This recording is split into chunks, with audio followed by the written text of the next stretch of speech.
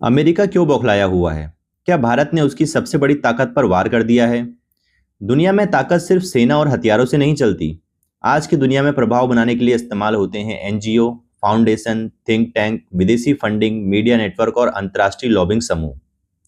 कई देशों पर आरोप लगते हैं कि वे इन माध्यमों के जरिए दूसरे देशों की राजनीति और समाज को प्रभावित करने की कोशिश करते हैं। भारत भी लंबे समय से इस बहस का हिस्सा रहा है। क्या आपने कभी सोचा है कि आखिर अमेरिका भारत के खिलाफ इतना आक्रामक क्यों दिखाई दे रहा है? कभी टैरिफ की धमकी, कभी वीजा पर सख्ती, कभी भारतीय नाविकों को मारना, कभी भारत की नीतियों पर सवाल और कभी मानवाधिकारों के नाम पर रिपोर्ट्स। लेकिन क्या ये सिर्फ संयोग है या फिर इसके पीछे छिपा है कोई बड़ा कारण? दोस्तों, अंतर्राष्ट्रीय राजनीति में एक नियम बहुत मशहूर है। हर रिएक्शन के पीछे कोई ना कोई एक्शन होता है। आपको क्या लगता है, अमेरिका ये सब कुछ बेवजह कर रहा है? दरअसल सच ये है कि भारत ने अमेरिका के खिलाफ इतना बड़ा एक्शन लिया है जिसने वॉशिंगटन के कई प्रभावशाली समूहों की नींद उड़ा दी है, जिसका रिएक्शन अमेरिका अपनी बौखलाहट में दिखा रहा है। अमेरिका नाराज है कि भारत अभी तक ट्रेड डील फाइनल नहीं कर रहा है। एनएल मस्क की कंपनी स्टारलिंक को भारत में घुसने नहीं दे रहा है। लेकिन भारत सरकार ने एक ऐसा फैसला लिया है जिसने अमेरिका की जड़ें हिला दी हैं। इस एक फैसले से नरेंद्र मोदी ने अमेरिकी डीप स्टेट के कई खतरनाक लोगों की गर्दन पकड़ ली है, जिसके बाद इन सभी लोगों ने डोनाल्ड ट्रंप पर भारत के खिलाफ कदम उठाने का दबाव बनाया। इस वीडियो में हम आपको बताएंगे कि भारत ने अमेरिका पर किस तरह का हमला किया है और अमेरिका की जड़ें किस तरह से काटी जा रही हैं। आपने देखा होगा कि पीएम मोदी की सरकार गिरने की कई बार कोशिशें हुई। अमेरिकी डीप स्टेट के एक बड़े खिलाड़ी जॉर्ज सोरोस ने कहा था कि मैं पीएम मोदी को हटाने के लिए $1 मिलियन तक खर्च कर दूंगा। अमेरिका में ऐसे कई जॉर्ज सोरोस बैठे हैं जो भारत को अस्थिर करना चाहते हैं, भारत की अर्थव्यवस्था को बर्बाद करना चाहते हैं। अमेरिकी डीप स्टेट जिस विदेशी फंडिंग और एनजीओ का इस्तेमाल करके भारत को अस्थिर करना चाहते थे, अब पहली बार पीएम मोदी ने अमेरिका के उस हथियार पर हमला कर दिया है। अमेरिका की इसी बौखलाहट का सबसे बड़ा सबूत कुछ दिनों पहले देखने को मिला। यहीं से शुरू होता है एफसीआरए की कहानी, फॉरेन कंट्रीब्यूशन रेगुलेशन एक्ट, यानी एक ऐसा कानून जो तय करता है कि भारत में कौन विदेश से पैसा प्राप्त कर सकता है, किस उद्देश्य से प्राप्त कर सकता है और उसका उपयोग कैसे होगा। सरकार का तर्क है कि राष्ट्रीय सुरक्षा और पारदर्शिता के लिए विदेश धन स्रोतों पर निगरानी जरूरी है। लेकिन जैसे ही एफसीआरए को और सख्त बनाने की चर्चा शुरू हुई, अंतर्राष्ट्रीय स्तर पर प्रतिक्रियाएं भी सामने आने लगी। सरकार के समर्थकों का मानना है कि वर्षों से कुछ विदेशी फंडिंग का इस्तेमाल भारत में सामाजिक और राजनीतिक प्रभाव को बढ़ाने के लिए किया गया। उनका दावा है कि कई संस्थाएं विकास और सामाजिक कार्यों के नाम पर काम करती हैं, लेकिन कुछ मामलों में विवाद भी सामने आए हैं। इसी वजह से सरकार अब अधिक निगरानी और जवाबदेही की बात कर रही है। अगर नए नियम लागू होते हैं तो विदेशी धन प्राप्त करने वाली संस्थाओं को अधिक दस्तावेज देने पड़ सकते हैं, अधिक जांच का सामना करना पड़ सकता है और नियमों के उल्लंघन पर सख्त कार्रवाई भी संभव हो सकती है। अमेरिका की डेमोक्रेटिक और रिपब्लिक दोनों ही पार्टियों ने भारत के फॉरेन कंट्रीब्यूशन रेगुलेशन एक्ट यानी एफसीआरए कानून में प्रस्तावित बदलावों की आलोचना शुरू कर दी है। इसी एफसीआरए कानून की कमजोरियों का फायदा उठाकर अमेरिका और यूरोपीय देश भारत में काम कर रहे एनजीओ को फंडिंग भेजते थे, क्रिश्चियन मिशनरीज को फंडिंग देते थे। लेकिन अब ये सब कुछ रुक जाएगा, क्योंकि भारत ने एफसीआरए कानून में बहुत बड़े बदलावों का ऐलान किया है।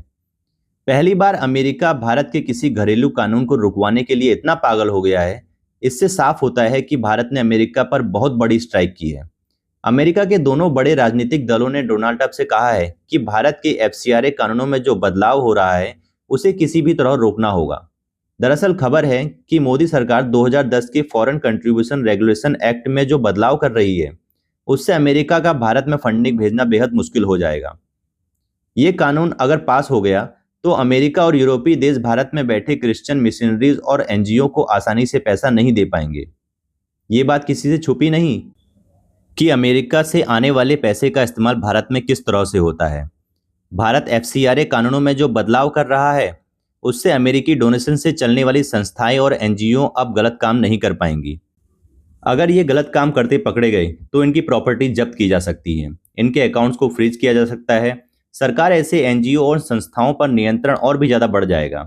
अमेरिका जिस पैसे से भारत में सरकार गिराने की कोशिश करता है, समाज में अस्थिरता लाने की कोशिश करता है, कॉकरोच जैसे प्रदर्शनों और किसान आंदोलन जैसे प्रदर्शनों में फंडिंग होती है, वो सब बंद हो जाएंगी। इसलिए अमेरिका बौखला गया है। 2010 का एफसीआरए कानून इतना कमजोर और इतना लूपहोल वाला था, जिसकी वजह से हजारों एनजीओ ने धर्मांतरण और लव जिहाद जैसे कामों के लिए विदेशी चंदा जुटाना शुरू कर दिया। इस कमजोर कानून के आड़ में अलगाववादियों, आतंकवादियों, जिहादियों, नक्सलियों और ईसाई मिशनरियों को, लेकिन अब ये सब कुछ रुक जाएगा। अमेरिका इस कानून से इतना डर रहा है कि कुछ समय पहले उसने अपने विदेश मंत्री मार्को रूबियो को सीधे कोलकाता भेज दिया, क्योंकि कोलकाता में मिशनरीज ऑफ चैरिटी नाम की एक स्थायी संस्था चल रही है, जिस पर धर्मांतरण के आरोप लग चुके हैं। ऐसी संस्थाओं के टारगेट पर बहुसंख्यक हिंदू होते हैं, लेकिन अभी तक अमेरिका का डीप स्टेट एनजीओ की आड़ में जिस तरह से भारत की राजनीति में दखल दे रहा था, पीएम मोदी को हटाने की कोशिश कर रहा था, वो अब रुक जाएंगी। मोदी सरकार के समर्थकों का मानना है कि भारत में एफसीआरए को सख्त बनाने का सबसे बड़ा असर ऐसे ही अंतर्राष्ट्रीय फंडिंग नेटवर्क पर पड़ सकता है, और अगर ऐसा हुआ तो वर्षों से चली आ रही एक पूरी व्यवस्था प्रभावित हो सकती है। यही वजह है कि इस कानून को लेकर बहस सिर्फ दिल्ली तक सीमित नहीं है। इसकी गूंज वाशिंगटन, न्यूयॉर्क और यूरोप तक सुनाई दे रही है, क्योंकि यह सिर्फ एक कानून नहीं बल्कि प्रभाव, फंडिंग और शक्ति की उस लड़ाई का हिस्सा है जो कैमरों के सामने नहीं बल्कि पर्दे के पीछे लड़ी जाती है। समर्थकों का दावा है कि विदेशी फंडिंग पर निगरानी बढ़ती है तो बाहरी प्रभावों की संभावनाएं कम होंगी। वहीं आलोचक कहते हैं कि इससे वैध सामाजिक संस्थाओं के कामकाज पर भी असर पड़ सकता है। यानी यह सिर्फ कानून का मुद्दा नहीं बल्कि भारत के भविष्य और राजनीति और सामाजिक ढांचे से जुड़ा सवाल है। मोदी सरकार के समर्थक इसे भारत की संप्रभुता की रक्षा का कदम बढ़ाते हैं। उनका कहना है कि यदि कोई संस्था वास्तव में सामाजिक कार्य कर रही है तो उसे नियमों का पालन करने में कोई समस्या नहीं होनी चाहिए, लेकिन अगर कोई विदेशी धन का इस्तेमाल नियमों के खिलाफ कर रहा है तो उसके खिलाफ कार्रवाई होनी स्वाभाविक है। यही कारण है कि इस पूरे मुद्दे को कई लोग सिर्फ एक कानूनी बदलाव नहीं बल्कि एक रणनीतिक युद्ध के रूप में देख रहे हैं, क्योंकि आज का भारत 1990 का भारत नहीं है। आज का भारत दुनिया के सबसे तेजी से बढ़ती अर्थव्यवस्थाओं में से एक है। भारत अपनी डिजिटल शक्ति बढ़ा रहा है, अपना रक्षा उत्पादन बढ़ा रहा है, वैश्विक मंचों पर अपनी भूमिका मजबूत कर रहा है और साथ ही अपने आंतरिक ढांचे को मजबूत करने की कोशिश कर रहा है।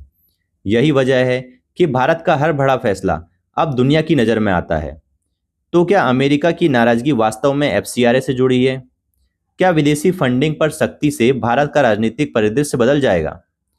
क्या यह भारत की सबसे बड़ी रणनीतिक चाल साबित होगी, या फिर यह सिर्फ एक कानूनी सुधार है जिसे जरूरत से ज्यादा राजनीतिक रंग दिया जा रहा है?